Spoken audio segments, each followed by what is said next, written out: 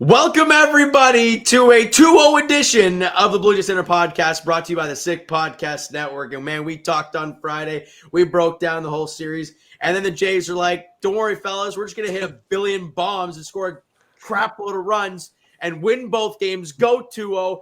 Jimmy, let's hit this thing, buddy. Let's break this whole thing down. Turn up your volume. Because you're about to listen to the Sick Podcast. Blue Jays Center. Bautista drives it deep left field. Gone! The sickest Toronto Blue Jays podcast. It's gonna be sick.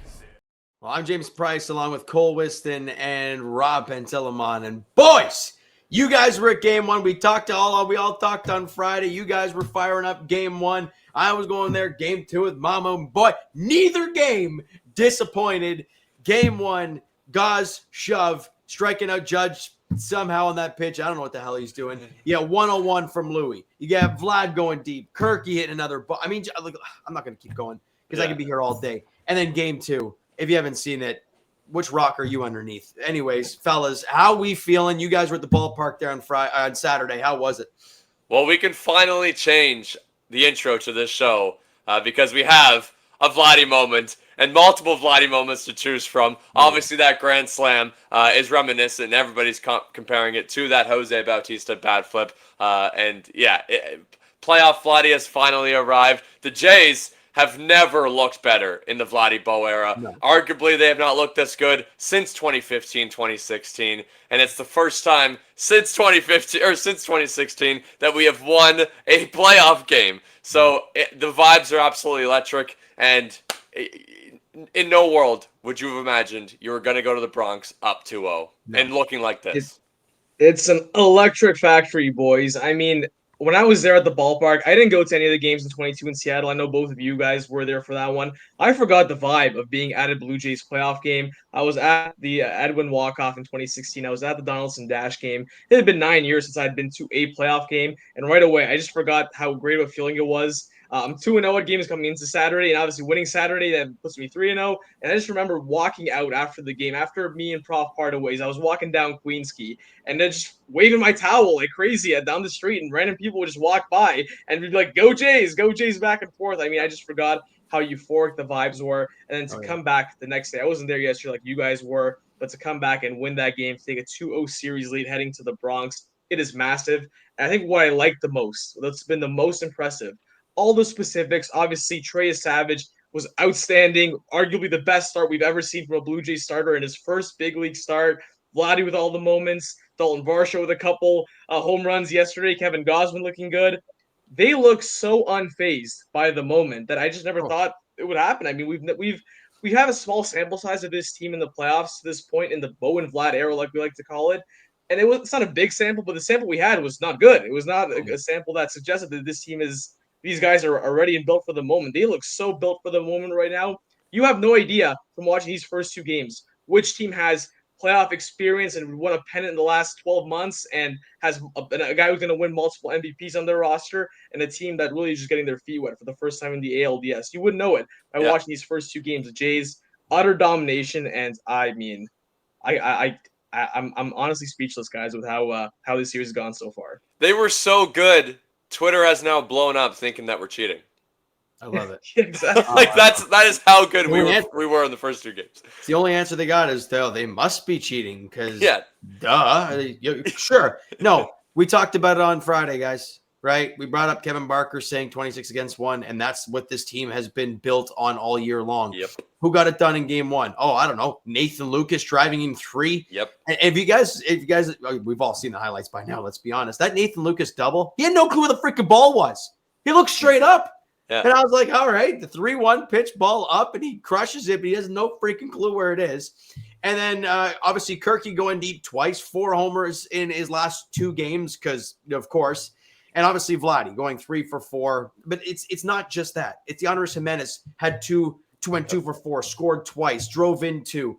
You know, everybody's contributing. Yesterday, Ernie Clement got it started. Yeah. And and Ernie Clement went 0 for 3 with a run scored and an RBI in game 1. He wasn't the greatest, but then he drove in 3 in game 2. It's everybody is contributing. It's a well-oiled machine. They've done it all year long, and it's just continued. It's beautiful to watch, fellas. It really is. But let's kind of zone in on game 1. Obviously, you guys were at that one. Yep.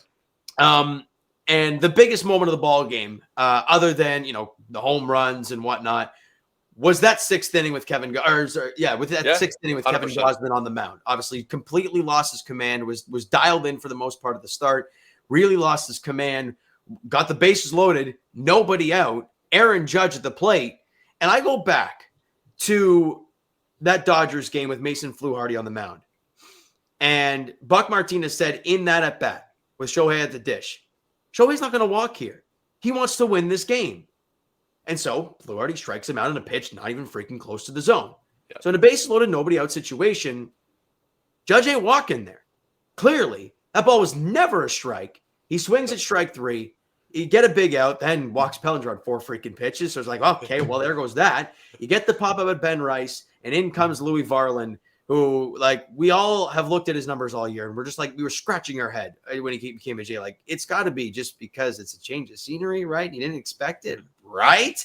And then he pumps 101 past Stanton for strike 3. Obviously, the big moment of the ball game, possibly the biggest moment of the series. You guys were there. The tension was probably very high, and the exhilaration was probably off the chain. It was just a roller coaster of an inning, I bet. I told Prof when I was sitting right next to him, I told him after that inning, this is fun, but check please. I want to get off this roller coaster. It's fun. Aaron Judge, obviously in that moment, bases loaded. That's as high stress as it gets, man. And look, obviously we all know how the at bat ended. Kevin Gausman got to swing over one that, like you mentioned, was in the other batter's box. I think if Aaron Judge walks there, they don't win that game. It's crazy to say after a 10-1 game with the final score, but imagine him walking there, and now all of a sudden, it's a wave of pressure goes back to Kevin Gausman, and then everyone in the stands just sitting there thinking, yeah, here we go again. All we need is one poke, and then that's, you're feeling awful at that moment. The fact that they were able to get out of that with just one run allowed, I think to me, that was the moment we were just like, you know what? Maybe this is different this time. Maybe this is actually going to be different. And sure enough, it was. It was a close ball game for another inning, and then they completely opened the floodgates there. Believe it was in the bottom of the 7th when the Yankees bullpen came in. And man, that moment in itself, I think that should the Jays be fortunate enough, and we don't want to count our eggs before they hatch. No. The Jays go on to win this series. Hopefully tomorrow with Shane Bieber on the mound in Game 3 in the Bronx. That'll be a pivotal moment in this series that really could have swung the series in the Jays' favor. Nobody scares me as much as Aaron Judge does. And the fact that it was in the most scared situation it could have been, a 3-2 count, bases loaded, nobody out, late in a game with your starter, and you're only up 2, it literally couldn't have got scarier than that. And the fact that Kevin Gausman was able to bear down, strike him out, and then only allow one, and Varland, like you said, comes in and shuts it down is unbelievable. And I'm with Rob. I think if he walks Judge, Kevin Gausman doesn't see the next batter. And then Louis Varland now has to get 3 outs in that inning, and who knows what happens then. So I completely agree that that not only shifted the momentum in that game, but I think that shifted the momentum for the first 2 games. It absolutely did. Now, I'm not going to defend Aaron Judge in this sense, but you put yourself, right, Cole? I mean, you played ball all your life. You put yourself in that situation. Bases loaded, nobody out. You're the best hitter on the planet. It's a full count pitch. You know you can't walk him. You don't want to walk out with the bases loaded. So you're looking heater all day.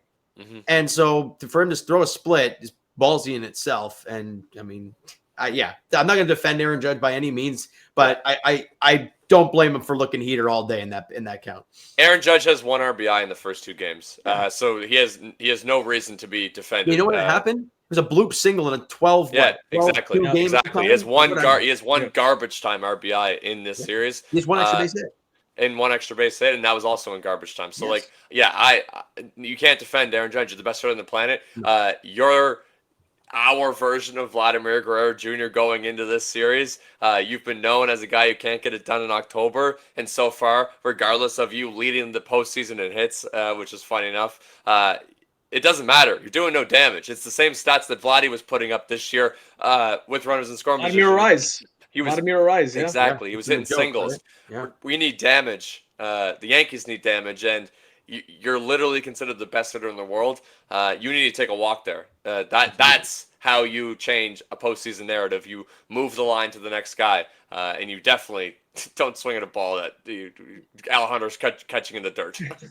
Well, one crazy thing too is that I remember on our last preview pod right before Game 1, I mentioned that I've seen so much baseball that nothing would surprise me. Nothing will surprise me. If you would have told me the Jays would be up 2-0, I wouldn't be that surprised, to be honest with you.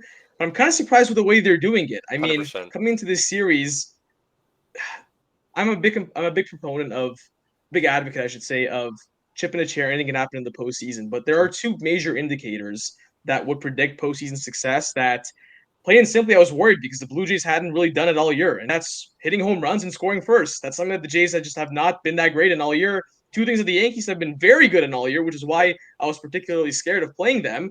And this series has been the complete opposite. It's the Blue Jays that are the team that's punching right out of the gates, immediately putting pressure on the Yankees, immediately getting the home crowd into it, which we all know is a major advantage. The team's been awesome all season long at the Rogers Center.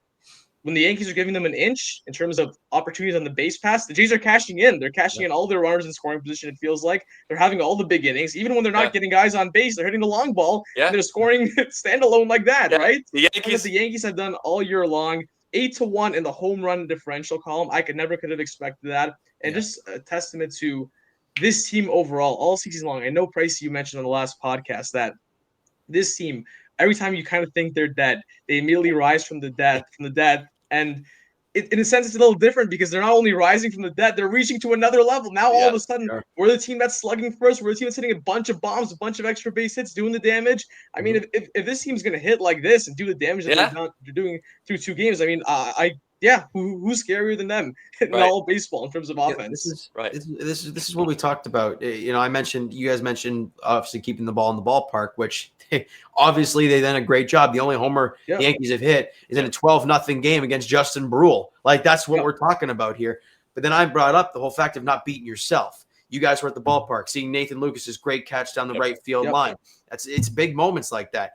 You know, to his how am I forgetting Vladdy's line drive double play in the first inning, top two to get us going after he hit a homer. Like, the vibes were off the charts yesterday. I mean, to a lesser extent, but when things were kind of unraveling a little bit, Malstraw makes that nice sliding catch going down the left field line. Who knows what happens if that bounces in and scores 2? Right? Louis Verland had like 95 hit back at him at a comebacker, and he caught it and got the guy out. You're not beating yourself.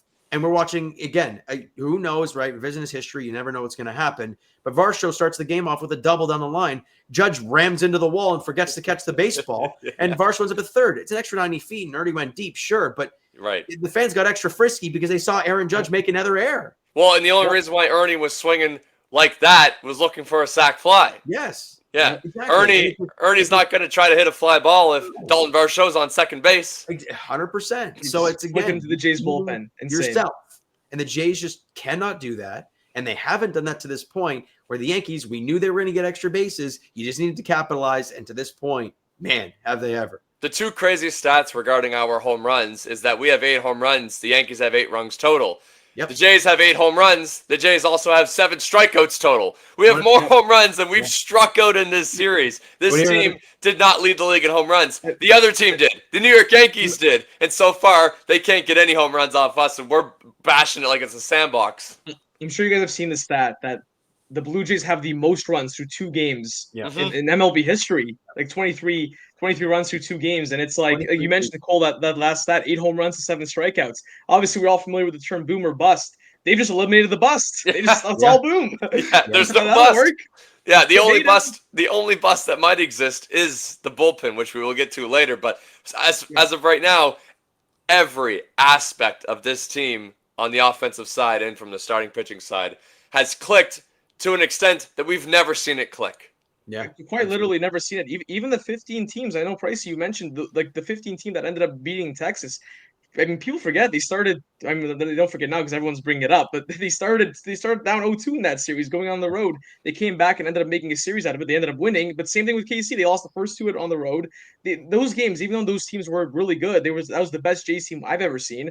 They still it took a while to adjust to the playoffs. This team has hit the ground running right off the bat. Right off the bat, they're looking as legit as any team we've seen so far throughout the very short start of these MLB playoffs. And I think that's just so encouraging to see. How often have we seen just a Toronto team period go out there and just say, you know what, this is ours. Like we're just going to go in there and set the tone for all the teams. You're worried about us now going into the playoffs. Yeah, through 2 games in the DS series for anybody outside of maybe what happens tonight, unless something crazy happens. But yeah, the Blue Jays are the best team so far in the division series, and I don't think it's particularly close. And the other thing is, we're doing it without a healthy Bo Bichette, and we're doing it without a contributing Anthony Santander. That's crazy. It's absolutely bananas. Now, fellas, we could dive into the game too, but let's get to the more specific topics, and we'll talk on Dalton. Look, we will get to Dalton. There's one headline for game 2. Dalton, I promise, bud, we'll get to you at some point. Nobody else did in the media. He didn't talk to you after the game. No, nothing. Just also crazy. No, that's not true. That's not true. John Schmaltz from Fox did do a post-game interview with Dalton Varsho yesterday. Oh, that's right. I did see that. Okay. Yeah. But regardless, yes, no on-field, no getting sprayed with ice, none of that. But crazy stat from yesterday when Vladdy ended up like at 1.6 for 7 at one point. That's what he is. Season. Yeah. Right. That's what he is. 6 for 9. 6 for 9. Oh, 6 for 9. The last 2 got out. But at that one point, he was 6 for 7. And at that point, the Yankees as a team were 6 for 44. Correct. So it was just another not-so stat from the last 2 days. But here's one more Vladdy stat before, because I know you mentioned that. Those two flyouts at the end there, prior to those 2 flyouts, if you were to freeze frame Vladimir Guerrero Jr.'s playoff stats, he'd have an OPS well over 900 if you just freeze framed it. That's how much these 2 games have just completely altered the projection. I mean, coming in, he had like an OPS in the playoffs and like the 5s or the 4s, something like that, something stupid like low like that, and just all of a sudden now you freeze frame Vlad's playoff career, you completely wipe out a half decade of narratives of this guy just can't get done in the postseason. Right now, if you look at Vlad's postseason numbers, you're like, oh, Vlad's he's a pretty good postseason performer. The numbers are pretty good.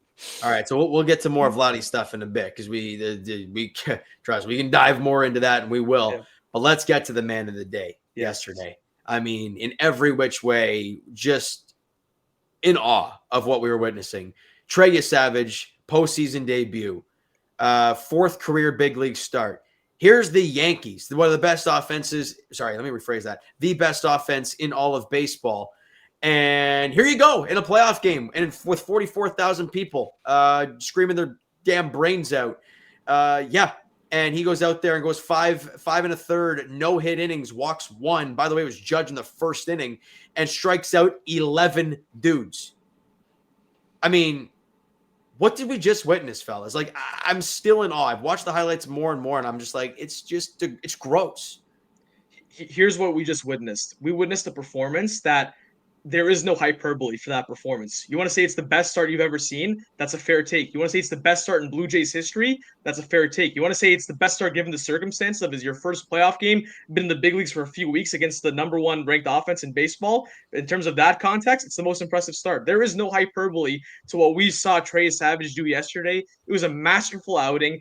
Just to set up the scene again, you mentioned Pricey, 44,000 people. About 4 to 5 million people watching on Sportsnet. Obviously, a ton more watching in the U.S. on Fox because it is the Yankees and is the playoff game. And he made not only the most marquee franchise in the sport, but the best lineup in baseball by a mile look uncompetitive, look utterly uncompetitive. Yep. It was, I think he faced 2 over the minimum. I looked at his under the hood numbers today. He had a negative FIP. And I'm not like all that familiar. Oh my God. But like basically that error by Vladdy, essentially what it's saying is that if there were no fielders behind him, he would have been better off than if like what actually happened because of that error. Like nothing was hit hard, nothing was hit even close to a hit. They had no shot. They legitimately had no shot against them yesterday. It was just absolute dominance. We can quibble about whether or not he should have been kept in or not. I think it's an interesting combo, but I to me that is the most impressive performance I've ever seen from a Blue Jay. And the fact that it's the number 1 prospect in the playoffs, in his first playoff start after a couple weeks in the big leagues, it honestly does not get more impressive than that. Trey Yesavage might very well go on to have a very successful career, win multiple Cy Youngs, end up in the Hall of Fame. No ceiling on him. And I don't think he'll have a better start than that because it's just not possible to have a better start than that given the circumstances. No. Yesterday, he had a 53% whiff rate. It's a joke. Total. God. I'm telling you, this guy, on May 31st, started a single A baseball game. Yep. And less than 6 months later, he made, like we said, the best lineup in baseball, and it's not even close, look uncompetitive. John Boy, as we all know, Yankees diehard, went on his post game last night and said it would have stung a little more if the Yankees were ever in either one of these games. But for every second of the first two games, and especially yesterday, the Yankees were never in it. They had a 0% chance of winning that game because of Trey Yesavage.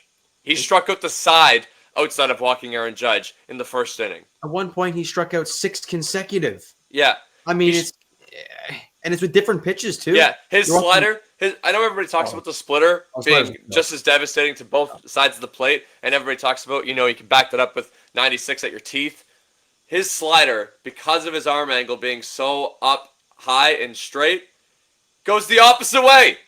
His slider had 8 inches of wrong way break yesterday. Jays fans, if you haven't seen it, go check out that strikeout of Giancarlo Stanton, and that's what Cole's talking about. That was the slider. It's a mess. I don't know how you do it. It just defies physics. At least I'm not a physics guy. And he's younger. He's younger than every single one of us. You're correct. He's 22 years old, and not only did he cement himself as possibly the greatest start in the history of Blue Jays postseason history, but also he might have just cemented himself as this current staff's best pitcher, period. Yeah.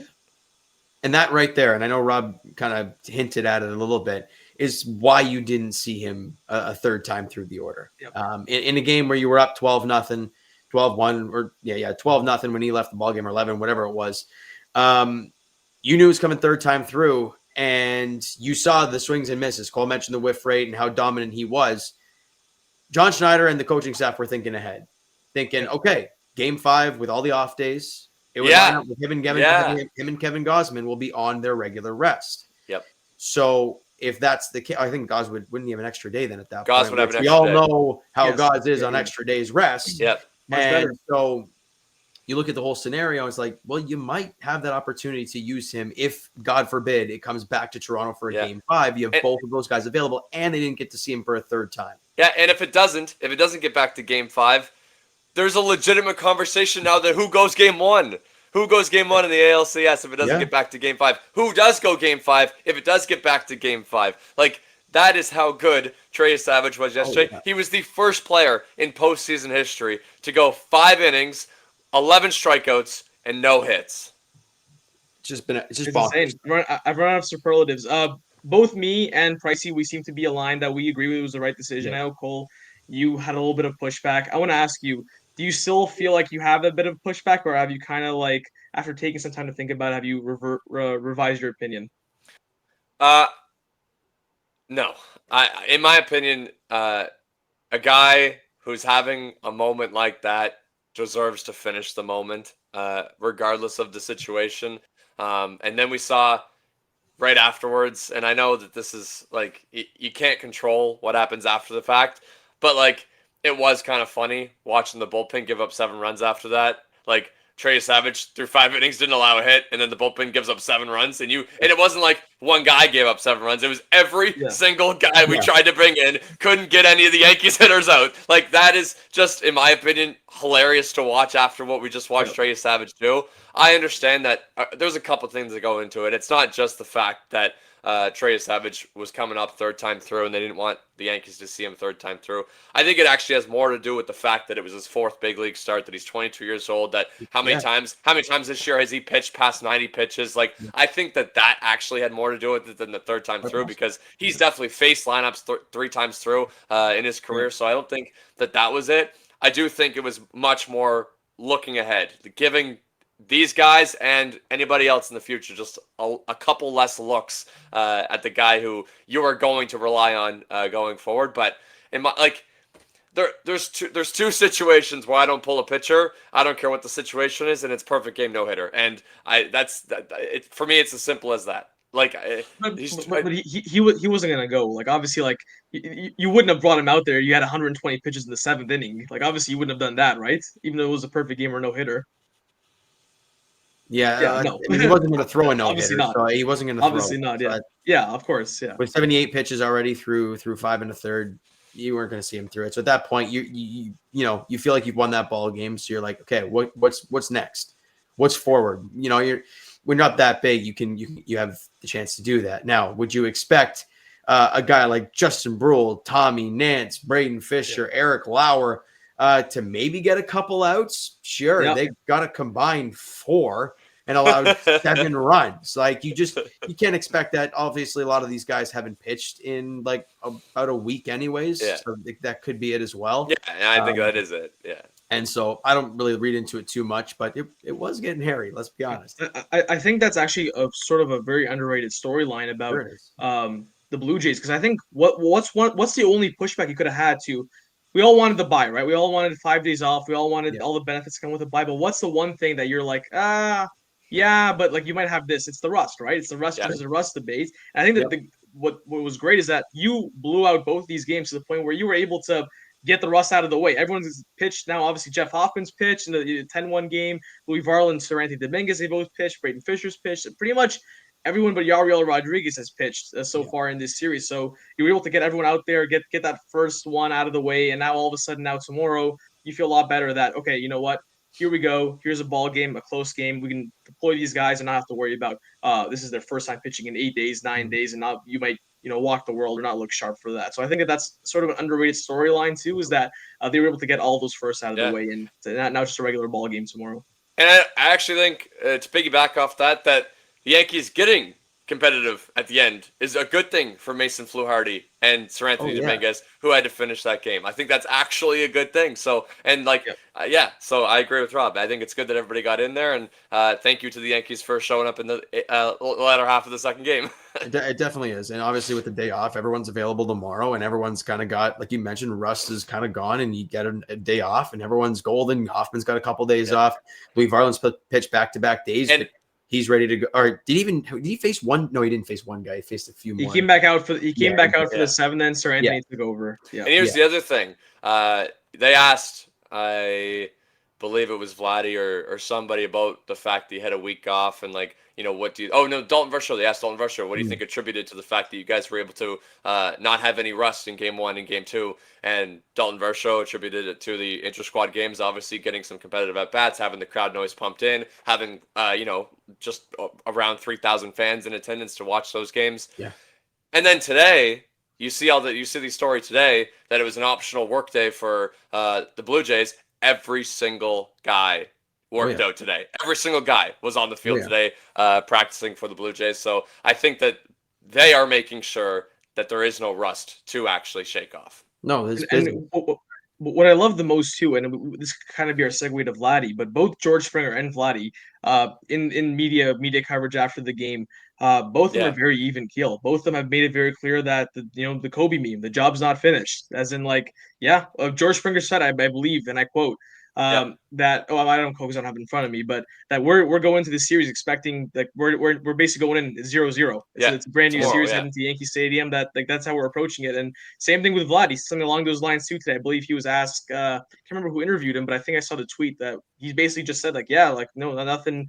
There's nothing that we're getting ahead of ourselves in, like, where it's a full straight business. It really does seem that, how I mentioned earlier, that this team just doesn't feel phased by the moment. They're bringing a real sense of maturity to Yankee Stadium.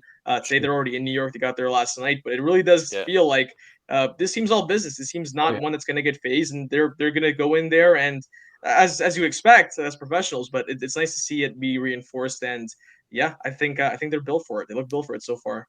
I think even more telling wasn't necessarily the post-game interviews, because at that point, then you have time to calm down and settle in, and then you get to walk to the the press conference area. I think it's getting the video of everybody coming down from the dugout. Like, at that moment, you're only 10 minutes removed from smacking the Yankees, and every guy that came down to the dugout wasn't, jumping for joy, excited, pumped up. It was, all maturity, all business, just ready to get one more. Got to get one more.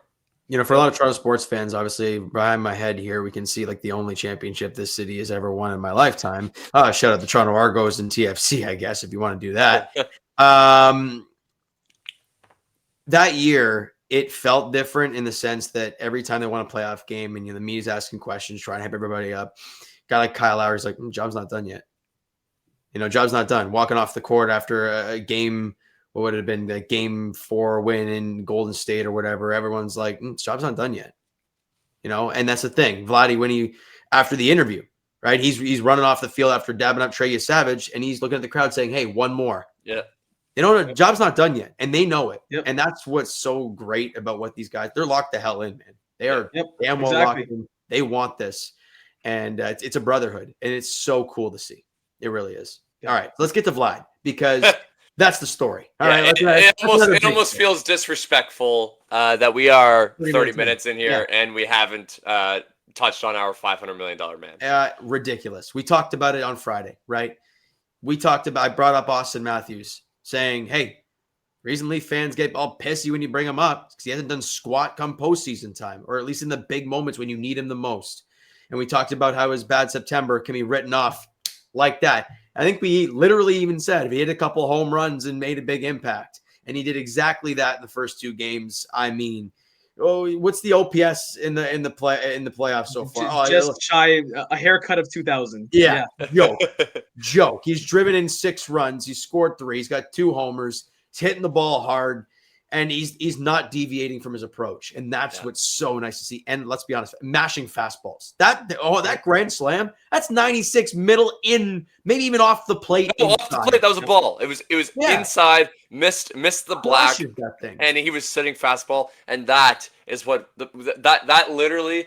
That Vladimir Guerrero Jr. has not existed, in my opinion, since 2021, where you just felt like if he's sitting on a fastball and he gets it, it's going 450 feet the other way. That Vladdy has not existed. The Vladdy that hits 96 on the inside for 400 feet also hasn't existed in what feels like forever. And in that moment, you knew that if he got fastball, it was getting absolutely obliterated, and so did the Yankees radio broadcast. But my biggest thing with Vladdy, in my opinion, was the first at bat. I know he hit it for a home run, and it sounds like an obvious statement to make. But I think that if that at bat doesn't turn into a hit, nonetheless a home run, then all of a sudden we feel the same way we had felt about Vlad, and even Vlad at that point might get into his own head. But the fact that he was able to start the entire bidding for this team with a home run, and it was a solo shot, in my opinion, that is probably what set the tone the rest of the way. I think there's absolutely something to it. I mean, I grew up playing basketball like my whole life, and like when I was in a shooting slump, that first shot that you miss, all of a sudden it starts to snowball for that next game. You make the first shot of the game, all of a sudden you just breathe a little easier. You do little things a little bit better because you're not so focused on, my specialty's out the window. I think that home run, not only for Vlad, but I think for the whole crowd in the stands, that obviously you and I were both there, and yes, it felt so good that the cherry was popped. Finally, Vladdy, a legitimate playoff moment, a home run in a big game to get the crowd into it. And you look at since that, because I mean, obviously, that was the only at bat. After that, it's he had already hit the home run. The at bats have been excellent. Oh my God! There's not been one wasted at bat. You haven't seen him chasing pitches or chopping up balls. Like they're all good at bats that he's had. Even the outs that he's made, there were 3 flyouts. One of them was a sac fly. They're all productive outs. They were all hit well. Man, like we've waited so long for Vladdy to have a legitimate moment, and right now, yesterday, you guys were there to witness it. Forget about the exhibition home run in Montreal. We have a legitimate Vlad moment that you can clip and remember. The Grand Slam, the only Grand Slam in the history of this franchise in the playoffs. And that Vlad bat flip was just absolutely majestic. I hope they go on to win this series for many different reasons. But one, I think that bat flip now will all of a sudden, nothing will top the Bautista one because obviously the stakes and the circumstances. But that's going to be up there, man. That's going to be up there for top bat flip moments in the history of this franchise. Vladdy finally having a moment, and then, like I mentioned earlier, kind of showed my hand with the Vladdy stat. All of a sudden, his playoff numbers look pretty good, man. All of a sudden, the monkey's off his back. Everyone sort of believes in him now. When you see Vlad come to the plate after that home run, you just feel like, you know what? Maybe playoff Vlad is a thing. Maybe he is a guy that you fear coming up and you think is going to do damage, and he's done damage every time he's come up to the plate so far in this postseason. It's so refreshing to see Vlad looking like a $500 million man. And in a series where Aaron Judge is on the other side, he's obviously, the parallels are going to exist. Vladdy's outplaying Aaron Judge. He's been the best hitter in this series for both teams. Aaron Judge struck out with the bases loaded, a chance to put a game away. Vladdy put that game away yesterday with that grand slam. Huge. Absolutely huge. Isn't it remarkable, boys, like as Jays fans, obviously we live and breathe and die with every swing, every pitch, every game. We have watched this team for a little while, quite a while now, have these dudes that just rake against us. Yep. You know, obviously Aaron Judge rakes against everybody, so there's that. But his numbers against the Blue Jays career-wise are just a joke. Yeah. You look at Big Dumper. Before this season, his Jays numbers is just a joke. We obviously know the lore of Ryan Mountcastle and all this stuff. Isn't it nice? Carlos Santana. Oh, God. Yeah, nightmare fuel. But yeah, thank God we ain't seeing him, bud. That's phenomenal. Isn't it nice being on the other side of it, though? Oh, where my Yankees God. fans just look at Vladimir Guerrero Jr. and we're like, we hate this guy. Yeah. Regardless of who's on the mound, whatever, whoever's wearing pinstripes, wherever they're playing, he's going to tee off. Yeah. And he's going to have a great game. It's just beautiful. I was talking to fans after the game, and a Yankees fan came up and talked to me, and he said, that Vladimir scares the shit out of him. Vladimir Guerrero Jr. against the Yankees is the Vladimir Guerrero Jr. that got $500 million. Oh, yeah. Every other version of Vladimir Guerrero Jr. Is the guy that we didn't know if he deserved $500 million. But Vladdy, in our building against the Yankees, is not as good as he is in their building. And the fact that we got that Vlad in our building, and now we get to see, hopefully, another version of Vlad go to New York tomorrow is absolutely unbelievable. And I wanted to mention one more thing on that Bautista bat flip. I don't think the Bautista bat flip will ever get mentioned without having the Vladdy bat flip also mentioned in the same sentence. At this point, it has to, right? Yeah. Absolutely. Now, you want to know another crazy Vladdy stat? Because we know that Carlos Rodon is going to be the starter in Game 3. You want to hear Vladdy's career numbers against Rodon? Oh, give it to me. He is 10 for 17 with 3 doubles, a homer, 5 RBIs, and 4 walks. Let's go, man. By the way, in those 10 for 17, he has not stricken out once. 17 at bats. He hasn't struck out against Carlos Rodon once. 10 for 17 with 3 doubles, a homer, 5 RBIs, 4 walks, and no punch-outs. Oh my God, you just made my day. And I didn't think that was possible. I didn't think after the 2 games that anybody making my day today was possible, but that just did. That made my day. I'm going to ask you guys this as we probably move on to the final topic here because it kind of bleeds into it. Are you shocked they didn't go to Schlittler in Game 3? No, because outside of, I guess, Vladimir Guerrero Jr., Carlos Rodon is the Yankees' best pitcher against us. Fair enough. Yeah. I mean, I guess the question is, like, Schlittler had that obviously great start against the Red Sox. That's why you would want him to pitch if you're the Yankees. But they probably predetermined this a while away. It's probably routine based, so I'm not entirely surprised. That being said, though, and I think our guy Bunkus made a great point in this on the podcast today. I'm not sure if you had a chance to listen, Pricey, but he has a test when watching football to determine what's the right move, and it's the team that he's rooting for. The other team, what would you rather do? It's 4th and short. Would you rather them punt or go for it? And if it's the answer is you'd rather them punt, that means they're going for it is the right call for them. And the same thing with Cam Schlittler and Carlos Rodon. Who would you want to pitch tomorrow if you're the Blue Jays? Me personally, I'd rather have Carlos Rodon go against the Blue Jays tomorrow. I'd rather have him go. And the fact that Carlos Rodon is actually pitching instead of Cam Schlittler, I feel a little bit better about it. Yeah, I do actually, because oh God, here's the thing about Carlos Rodon is that his postseason resume is not good. It's very checkered, but he's also a guy that I've watched time after time again. He just feels like he's got a Jose Barrios about him in terms of a guy who can look awesome. In terms of a guy who can look awesome, but then the second that ball isn't fielded, the second that walk comes in, the walls just kind of close around him. Like, to me, I hate to say this because it's bulletin board material, but he doesn't strike me as a very big game pitcher. He just doesn't, like, from what I've seen so far in his career. And obviously, the baseball savant is amazing. You look at the underlying stats, he's incredible, an incredible talent. I remember when he came up with the White Sox, and he was just this elite prospect, and obviously had the good year with the Giants. Ended with him getting paid by the Yankees. But every time I've watched this guy pitch, again, eye test. I'm a stats over eye test guy. Not been that impressed. I think the Jays can get to him. I really do tomorrow. And yeah, after I said this, he's going to go 7 innings with 1 run on 2 hits. I know it, but it's how I feel. Yeah, Rob, unfiltered, uncut.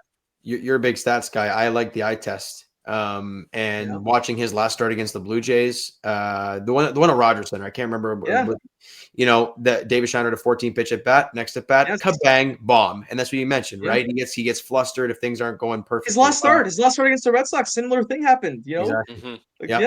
didn't make a play in the field, and Yeah. So it's The very next batter. Funny you mentioned that play. The very next batter walked on 4 pitches. The next batter comes up a wild pitch, first pitch. right. After that play was made, completely set the tone for that inning. I believe they ended up getting out of it, but yeah, I feel strangely confident against Carlos Rodon. It's crazy to say about a guy who's had a year as good as he's had, but I think the Blue Jays, they have a real shot tomorrow. I think they have a real close the series out in 3. I might be able to increase that optimism by going to who we got on the hill tomorrow. So I was checking out Shane Bieber against the Yankees today, and overall in his career, he's actually got a 4.11 ERA against them. So I was like, oh, that's not great, but I want to see the last time that he's faced the Yankees. And coincidentally, the last time he faced the Yankees was in Yankee Stadium, May 3rd, 2023. 8 innings, 2 runs, 5 hits, 4 strikeouts. That is a phenomenal start. And he faced the Yankees twice in 2023. The first one was in Cleveland. In that game, he went 7 innings, 2 runs, 4 strikeouts. So the last time that he faced the Yankees, he pitched 15 innings, gave up 4 runs, and struck out 8. If that Shane Bieber exists tomorrow, which even in Aaron Boone's eyes, it's that guy's back. The guy that was pitching in 2023 is back. Then I think that Shane Bieber is going to have a good game against the Yankees tomorrow. Let me put a cherry on top of it. Aaron Judge, Giancarlo Stanton, Anthony Volpe, Jazz Chisholm, and Cody Bellinger. What do you think their combined stats are against Shane Bieber? I guess not great. Yeah, 2 exactly the way you set it up. 2 for 29. The only 2 hits came off the bat of Giancarlo Stanton. The rest of them don't have a hit. Jazz Chisholm, 0 for 7. Aaron Judge, 0 for 7. Shane Bieber owns the meat of this order, and the last time we saw him against the Yankees, he diced twice. And the last time he faced Aaron Judge, Judge went 0 for 3. So I think going into our last topic about more or less, we talked about it to no end, right? About they've won the first 2 games, and we've been tiptoeing around talking about the series being over and all that stuff, and it's not. Like, it is far from it. Winning 3 games far is from over. You have Far to win from 3. over. The hardest one to win is the last one, and we're trying to figure out what they need to do. My one thing that I'm going to say is don't let it go 4, because I don't want to see Louis Varland, Eric Lauer game like that against Schlittler at Yankee Stadium to possibly force a game 5. Because pitching wise, we look good if it gets to a game 5. Yeah, looks great. Yep. But it's a do or die game. It's a flip a coin game, and I don't want to deal with that. So, like you mentioned, with Bieber on the mound tomorrow, we've talked about Rodon. It's a game you want.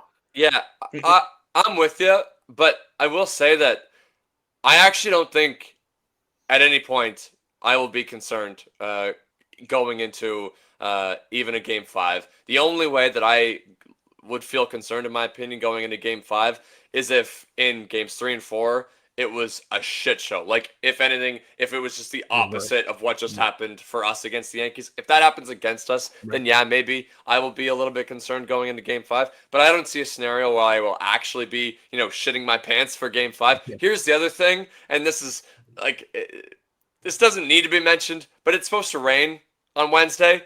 So there might not even be a game 4, and then in which case Kevin Gausman and Trey Yesavage are available for game 4.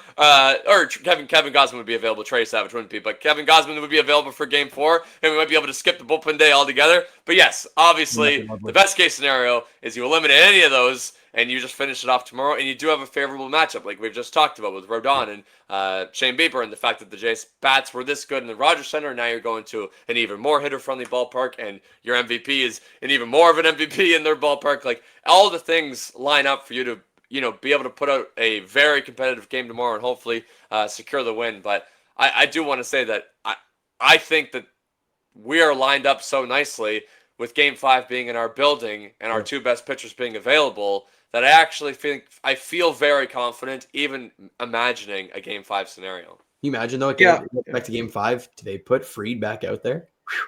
Yeah, I mean, Max Fried. Talk about guys who don't show up in the big moments. I don't think Max can. Fried. But who be available, though? Luis Heel? Yeah, I don't mean, even you know. don't. Right, Yeah, that's what you're kind of getting at if you're using Let- that's Schlittler. true. Oh my God, Schlittler, whatever his name is, That's Daryl true. Schlittler. Anyways, Schlittler. Cam Let, Schlittler let's or let's hope we don't worry about it. To wrap up that point, I'm with you, Prof. I think that it is definitely in your best interest. I'm with both of you actually. It's definitely in your best interest to win Game 3 tomorrow because Yep. like you mentioned, regardless of what's going to be Game 4, you don't feel great about it. A bullpen day, especially because we saw a bit about the guys who were going to pitch. We saw them yesterday. That's probably what you're going to get. You're probably going to get Eric Lauer for a big part of it, who did not look good, did not get the lefties out that we were hoping he'd get. You definitely want to win tomorrow, but like you said, being up 2-0, no one expected you to sweep a series coming in. So like the fact that if for whatever reason the Jays aren't able to get it done, it's definitely not time to panic or throw your hands up or start freaking out. That being said, yes, it's in your best interest to win. Their bullpen is fresh. Shane Bieber, you like the matchup against Rodon. Let's just make it easy and get it done tomorrow, boys. Let's do it. This is where John Schneider makes his money, because I had a question for you guys. Yep. How long's the leash with Bieber tomorrow? Knowing what Game 4 could become. I'm not saying if it goes bad, let him eat it, which I mean, I feel like you would kind of have to, but let's say it's a tight game, kind of like the Gosman situation, right? In Game 1. He goes 5 innings, but he struggles mightily. Do you use your bullpen then, or do you just grind him, try and get through it? Like how big is this leash going to be, knowing what Game 4 could possibly be? Because that's a tough question to answer. But you feel like at this point you trust Bieber, right? I feel like that's where it's at, but it's a tough one. So the answer, and we learned this in law school, the boring answer, but the correct answer is always it depends. It depends. It depends what the score is, honestly. Like we're talking about him getting shelled. Like, are we talking the 3-4 run deficit? Kind of like what Max Fried gave him. Yeah, if Max Fried gave him like that, I honestly I think that other than Louis Varland, because he's the prototypical opener, and you want him to go multiple innings like he did against Boston. I think no one else is off limits really, because I think everyone else had an off day. They're gonna have an off day after the game 4, no matter what happens. So I think with Louis Varland, because he's the guy that you want multiple innings out of, you maybe want to push him. You want to use him only if you really have to. That's late in the game where it's like legitimate leverage. I think everyone else is good to go. Everyone else is go for it. The thing is though, is that like you don't have a long man. You don't have a Will Warren in your bullpen, a guy who can go out there and give you 80 to 90 pitches, right? Just fully eat it, bud. Yeah. Right? Yeah, exactly. So I think by the Blue Jays not going with one of those guys, they chose to go with Tommy Nance and Justin Brule and all these guys, all these lefties. Even Mason Fluharty was a bit of a bubble guy. I think that you sort of go touch and go. You manage as if it's your legitimate bullpen. And obviously, yes, if you're down 4 or 5 runs, you're not going to use Hoffman or Sir Anthony or Varland or those guys. But yeah, like you're not going to let a guy eat it. You're going to want okay, Tommy Nance. Here's a pocket where you're facing Giancarlo Stanton, Cody Bellinger, who's worse against the righties, and I don't know, a lefty. Like can you get us 3 outs here? 2 outs, and maybe then we'll bring in Fluharty for the lefties. You know what I mean? You're not really managing with a guy who's going to just go out there and give you bulk like Will Warren yesterday. Right. Yeah, I think simply put, it's about how competitive the game is tomorrow. Yeah, if Shane Bieber is competitive while you're giving up the odd hit or walking the odd guy, then I think you'll see him go to 100 pitches and try to get you as much as you can out of him. I don't think that there will be any scenario where, unless he's getting shelled or he looks uncompetitive or he just doesn't have it, he's walking 4 or 5 guys, that I don't think there's a scenario where he gets pulled before the 6th inning. I think that 6 is minimum. I wouldn't be shocked if he starts the 7th. Like that, I think that is what you're going to get out of him tomorrow. Mainly because if he's pitching well, he's going to go into the 7th. Yeah, that's not that's not even a consideration. No, but I even think if it's let's say you're down 2-1 late, 6 innings, 3 runs. 6 innings, 3 runs, the game's tied, and he's at 90 pitches, and he's coming up 4th time through. I wouldn't be shocked if he starts the 7th. Like that's what I'm saying. Then you take him out. In that specific scenario where it's 4 time through in a tie game, then you bring in the leverage arms. I think the scenario Price he's outlining is you're down 3-1 in the 4th inning, and he's doesn't really have it. That's this kind of scenario. Do you kind of like try to squeeze him, see if we can get out of him, or do you manage more aggressively? I think if it's a tie game and he's pitching well, I think he goes the 5th inning. Yeah. I think in this exact scenario, they leave him in. Like you're trying to mainly because here's the other thing with Shane Bieber in his short tenure as a Toronto Blue Jay. every time he's given up runs, he's locked it down after that. So like I have the confidence in him, even if he's getting chipped at like 1 run in the first inning, 1 run in the second inning. I still have confidence that in the third or fourth or fifth, he's going to be able to get zeros. So like, let me outline a specific scenario for both of you. So Jays are down 3-1. Okay. The top of the 5th inning, Shane Bieber's at 68 pitches. So pitch count is very okay. He gives up a leadoff single. You leave him in there, or do you go to Braden Fisher, for example? Leave him in there. Yeah. Now, I'm going to ask you guys a question. I think we'll probably wrap it up with this. I'll say my answer to give you guys a minute to figure it out. One key to victory tomorrow. My one is Bieber keeping the ball in the ballpark. His last 2 starts, obviously only allowed 2 earned runs in each start. We talked about that on the Friday. All 4 runs were solo homers. And come playoff time, every run is important. We talked about the Yankees. You get a base runner, homers kill you. To this point, you've been able to hold them at bay. You keep them in the ballpark. That's my key to victory tomorrow. My key to victory is grind Carlos Rodon down. And what I mean by that is don't give him easy outs. He's a guy who, even when he's at his best, is going to throw a lot of pitches. That even when his stuff is moving and really working well and it's really nasty, there's going to be a lot of balls. It's going to be a lot of balls outside the strike zone. Have the approach that you've had all season long against these types of pitchers, where that's grind them down, have them, even if you're going to have scoreless innings, have him throw 70 pitches by the time the 4th inning starts. And at that point, even if he's pitching well, at the very least, similar to the 14-pitch David Schneider at bat game, he was pitching well in that game. The defense actually let him down. He was pitching well, but the Blue Jays were able to grind him out so hard that he was out of it by the 5th inning. And obviously, we all know the key is to get into that Yankees bullpen as early as possible. If Carlos Rodon is pitching well, then yes, you want to grind him down. But if he's going out there and struggling, let him beat himself. Like, he's done it before. He's shown you, even in the last start against the Red Sox, he's capable of going out there and melting down a bit. Obviously, that's not what the game plan should be. But if a guy's out there and he's vulnerable to that stuff, why help him out? Grind him down. You've done that all year long against him specifically, but against pitchers like that, use it to your advantage, get in that bullpen, score a lot of runs. And if you do that, I think there's a good chance we're popping champagne tomorrow night in the Bronx. Just to be different from you two, be aggressive. And I'm using this in all facets. It doesn't feel like on the base pass we've been all that aggressive. I don't think we have a stolen base attempt, or if we do, it's like 1. I also don't think that big lead the whole time. That's I know that's what I was just gonna say. Like, there hasn't been a whole lot of moments to figure that out and push the envelope. But I think that in their building tomorrow, you got to push the envelope. So on the offensive side of the ball, I want you to push the envelope on the base paths. But on the defensive side of the ball, when it comes to Aaron Judge, face him. I think we've faced him every single time so far, obviously, outside of Trey Yesavage walking him. But Trey Yesavage was trying to get him out. Shane Bieber, trust your stuff. Aaron Judge has to prove to us that he can beat us in October. So be aggressive. Love it. Absolutely love it. All right, boys. Well, that's going to wrap it up.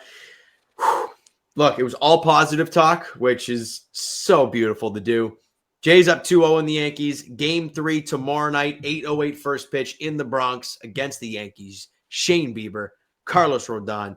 You know Ross Atkins is loving every second of it if the Jays go out there. Bieber shoves. I mean, his acquisition, the deadline, Cal Steven, it would change everything. It would just, like Rob said, we'd be popping champagne at Yankee Stadium.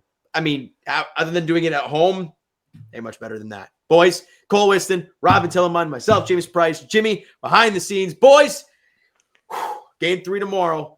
Let's pop champagne. Job's not finished. Go Jays. Go Jays. And that's a wrap. Hope you don't miss us too much until next time. Follow the Sick Podcast Blue Jays Center on YouTube, Google Play, and Apple Podcasts.